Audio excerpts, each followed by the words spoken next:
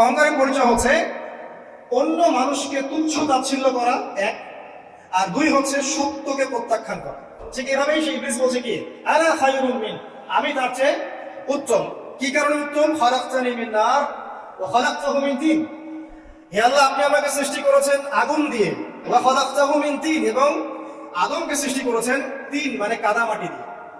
তার মানে আগুন কাদামাটির চেয়ে সুপিরিয়র, বেশি মর্যাদা সম্পন্ন। এই কারণে সে সিজদা করবে না। এবার ইবলিস বলছে আমি সিজদা করবো না, বিকজ আমি তার চেয়ে সুপিরিয়র। আপনি তাকে সৃষ্টি করেছেন মাটি দিয়ে, আমাকে সৃষ্টি করেছেন আগুন দিয়ে, আমি তাকে সিজদা করবো না। সে আল্লাহ পাকের আদেশ লঙ্ঘনই করবো না, বরং আল্লাহকে উল্টা একটা যুক্তি দেখালো যে আপনি ভুল, আমি ঠিক। নাউজুবিল্লাহ। সামনে যান, আরো কঠিন কথা আছে। আমরা তো চেতনার কথা বলি না, শেকড়ের কথা বলি না, আমরা সংস্কৃতির কথা বলি না। এই কথাগুলো আমরা বলি। আমাদের সত্যিকারের চেতনা হচ্ছে ইসলামিক চেতনা। সত্যিকারের শেকড় হচ্ছে